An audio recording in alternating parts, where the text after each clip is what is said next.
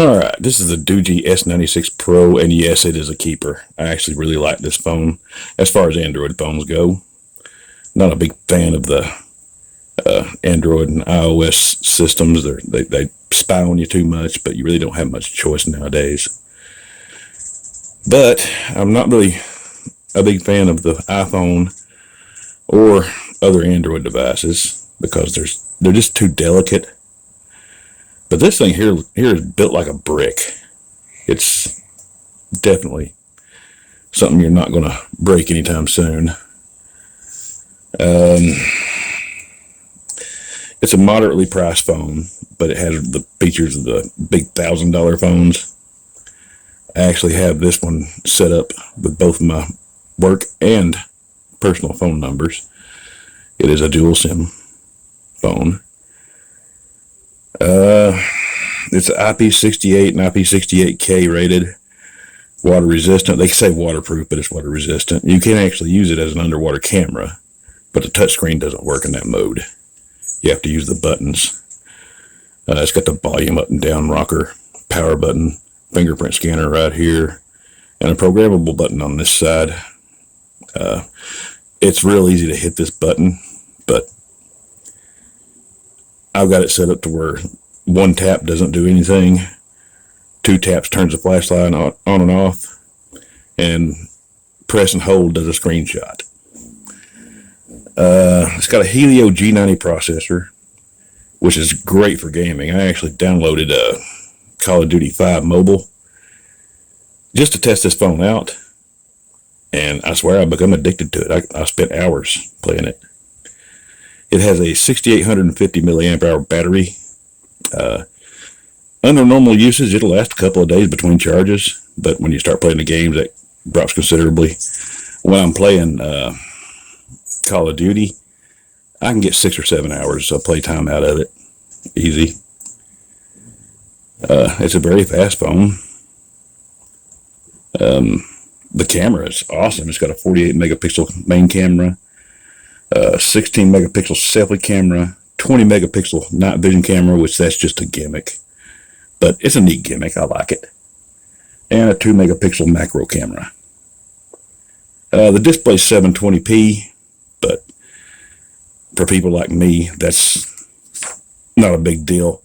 My old eyes can't tell the difference between 720 and 1080 anyway. But I do like the display on it. The colors show up real good. It is a little difficult to see in direct sunlight, but I keep the display turned down about 38% all the time. I imagine that would change if I turned it up, but I just don't want to do that. It's built like a brick. You could beat somebody to death with it and the phone would be fine. You could actually use this as a weapon. It's 13 ounces, a little over 13 ounces altogether, which is big and heavy, but that's a plus in my book. It's just tough as nails. I really do enjoy this phone. Everything seems to work on it real good. I've got it set up on Straight Talk. It works really well with Straight Talk. On the GSM phone side of it anyway. You don't want to go with Verizon because Verizon just does not like these phones. I got a couple of hummingbirds fighting each other over here. I'm sure you can hear that. Anyway, there's not a whole lot else I can say about it. It's just a really good phone. The fingerprint scanner is actually really fast.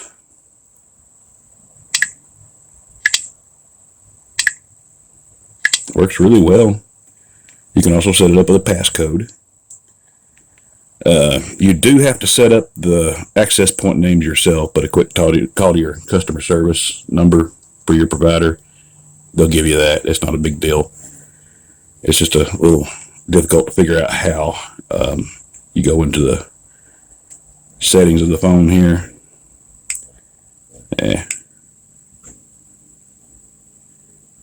Yeah, I know that. Anyway, you go into the settings of the phone.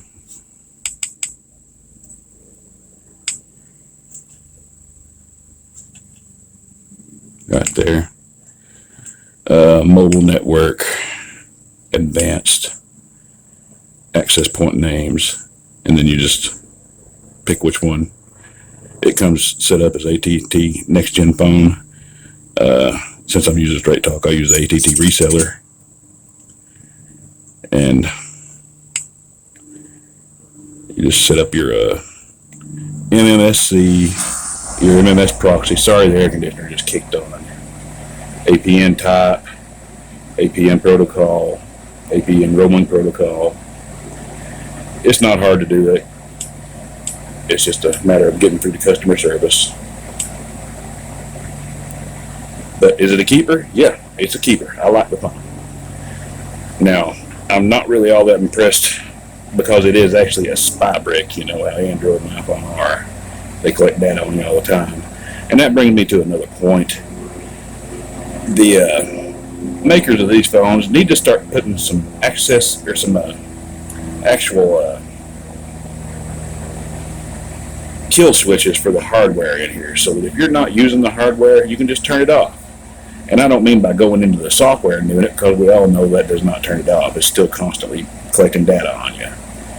As a matter of fact, back during January 6th, the so-called riots, I had an opinion that wasn't Facebook approved, so I got a 6-month ban. And I actually decided I was going to delete Facebook from the phone. It's a Samsung A11. And I tried to delete it, and it turns out you can't delete it. You can disable it, but you know that it's still collecting data and sending it back in. But it actually infects the root system of your phone like a virus. You cannot remove it. It came preloaded on that phone, so I'm sure they did that at the factory. And you know how they're doing all the contact tracing with the Wi-Fi and all that. You should be able to turn that stuff off if you want to. Like kill switches for the Wi-Fi, the Bluetooth, the modem, the cameras, the microphone. If you're not using that stuff, you should be able to turn it off.